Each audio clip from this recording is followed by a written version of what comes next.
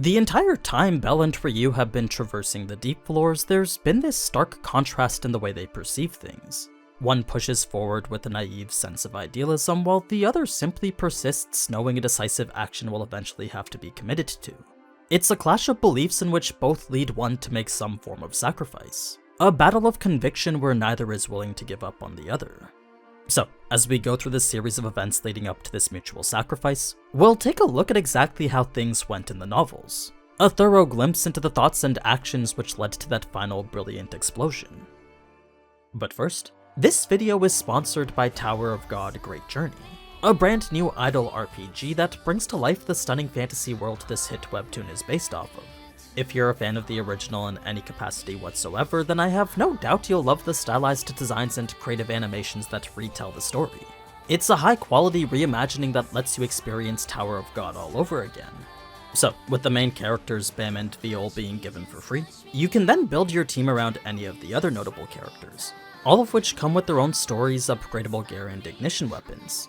Combine that with a gear sharing system that lets you equip the same gear across multiple characters, and you'll find the grind to make the optimal team not so difficult.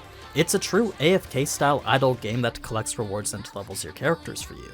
So, if you want to experience Tower of God in a more interactive and stylized manner, then feel free to use the link in the description to download it for free today.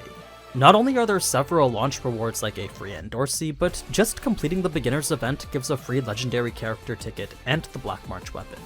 You can also use this code to gain a couple extra summons too. But now, let's get back to the video. It was after having looted supplies from adventurers formerly part of the Freya Familia that Belle and Ryuu would start their traversal of the White Palace. A massive maze infinitely grander than any of the previous floors, filled with monsters all specializing in hand-to-hand combat. Whether it be the Wolfmen, Spartoi, or Lizardmen Elite, all these monsters boasted brute strength, agility, and mastery over the weapons they carried. They were the guardians to the palace Belle and Ryuu were currently trapped in. Combine that with their immense numbers, level 3 to 4 stats, and inability to be one-shot, and any prolonged fight would undoubtedly result in them being overrun. Thus the reason Ryuu felt the need to provide insight on how Belle could refine himself. It was in the moments when the two weren't in combat though that the White Palace had this certain tranquility to it. There were so many enormous passageways along with staircases and intersections connecting them that it made the colossal tree labyrinth seem rather basic in comparison. Whereas that was more of just a metaphor to describe the floor's massive nature, the White Palace maze was truly that. It was a chalky labyrinth designed to confuse and trap those who invaded the royal palace of the dungeon. A place the guild themselves designated as a zone only those level 4 and above could conquer. That said, even with Ryuu and Belle both being level 4, it was clear current circumstances made conquering the floor near impossible. Plus, even if they were both completely healthy, just the two of them alone would still likely result in failure. I mean, parties of two rarely ever did expeditions like this. Unless you were as strong as Otar, no other first-tier adventurer would even try to solo this place. Level 6s could probably do it with a group of 4 plus a healer, but anything less would just be suicide. Now, to just quickly describe the White Palace's layout, it's pretty much like a box with a round cake inside. The box is the floor itself, while the cake is a lengthy labyrinth leading inwards past a series of 5 ring walls. There's the Beast Zone, the Soldier Zone, and the Warrior Zone, then the Knight Zone as the second ring, and finally the Throne Zone. With this being the first and innermost ring, this is where you'd expect to encounter the floor boss. Since Belle and Ryuu were heading outward though, encountering the floor boss was extremely unlikely.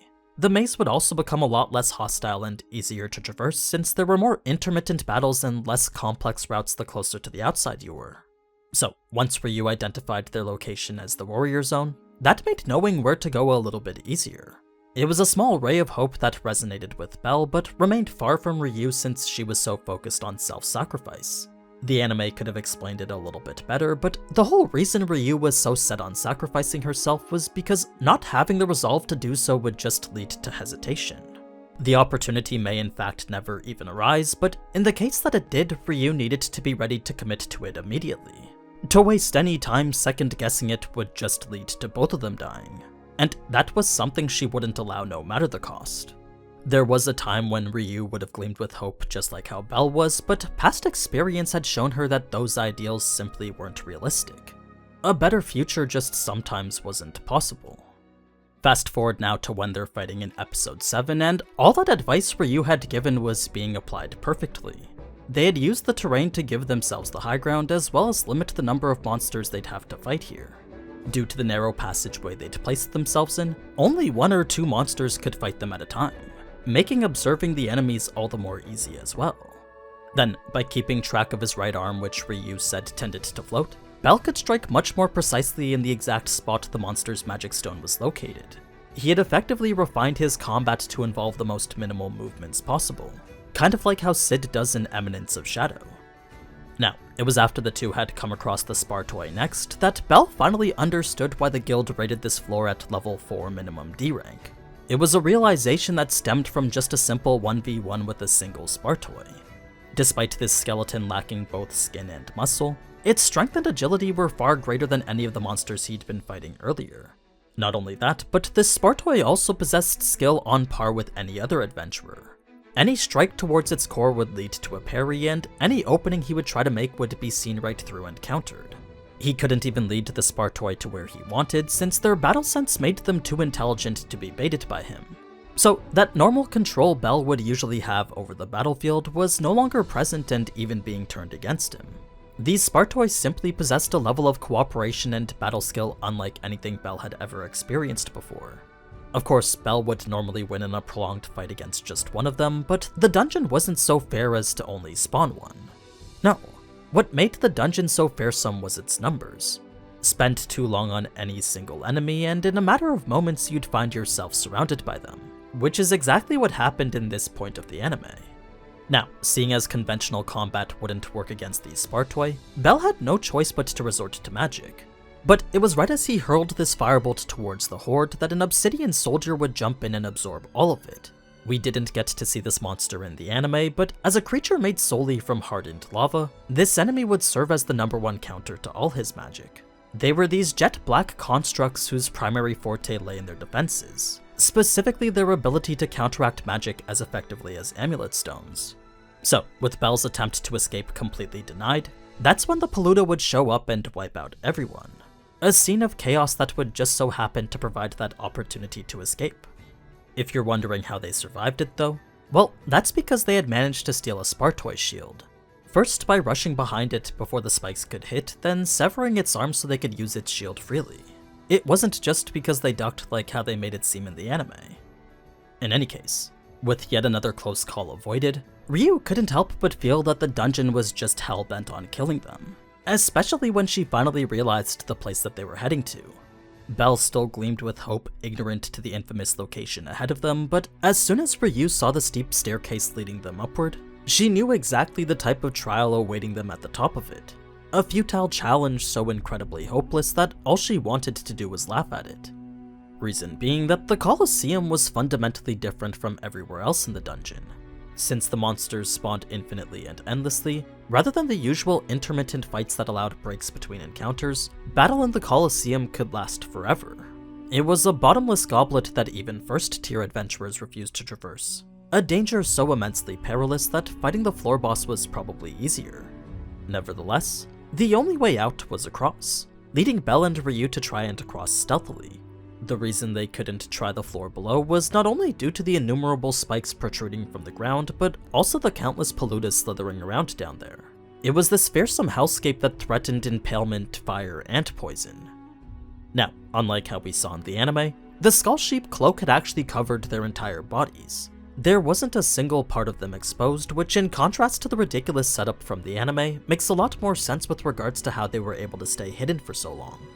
As for how they could see, well, small holes poked in the cloth provided this narrow view of what was in front of them. It was a restriction on their vision that made them move even slower than snails, resulting in every step requiring the utmost caution. Once the two had made it into the Colosseum itself, an overwhelming stench brought Bell and Ryuu to the brink of vomiting. Since so many corpses were generated by this endless battle, it was only natural that chunks of flesh remain even after their magic stones disappear. Things like barbarian hearts and other organs which often stayed behind as monster drops. So, with that overpowering every other smell in the air, there was no way any monster would pick up on them from their scent alone. There was a close call where 2 wolfmen seemed to pick up on it, but their absolute stillness and complete coverage by the cloak led those wolfmen to wander off in a different direction. Now, as the two slowly crept their way across the bordering edge of the arena, Bel's mind began to wonder why a place like this was even created. You see, as a place that didn't initially exist in the dungeon at all, he couldn't help but be curious as to why it appeared 30 years ago. At first it was just a large room with multiple layers of bedrock, but one day adventurers reported it turning into this. So, was this one of the dungeon's gimmicks, or perhaps a stage created just for the monsters to fight? Maybe it was neither and this was just a random creation with no other meaning to it.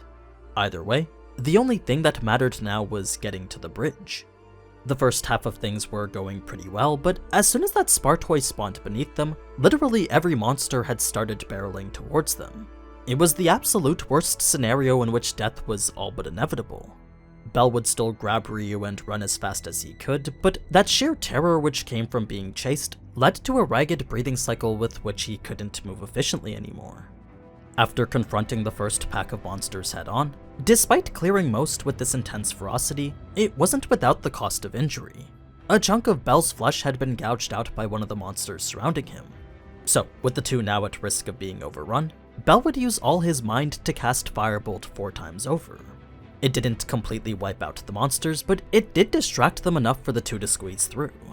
Of course, by running through a massive horde like that, even if they were suffering from being lit on fire, the monsters would still reach out to attack the targets evading them, resulting in both Bel and Ryuu to get even more flesh gouged out. Now, despite the Inferno Stone creating this very small opening, Bel and Ryuu would still find themselves being overrun, even more so when the monsters began to approach from the bridge on the outside. It was a sign to Ryuu that her time had come.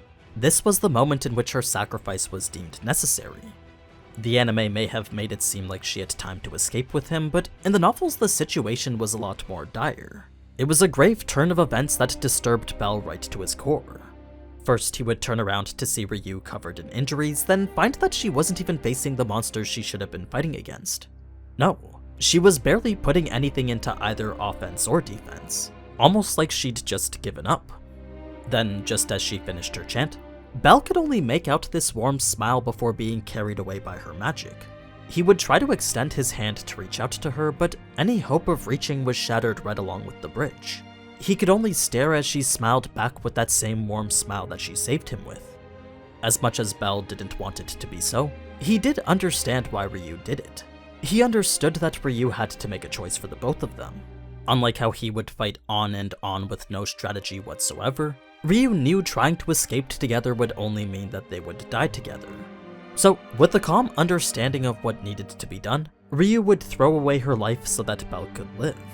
She would use his trust in her to get what she wanted, use his innocence to get him to follow her blindly without even a question. She did feel guilt in the fact that she had deceived him, but what she didn't feel was regret in having saved him.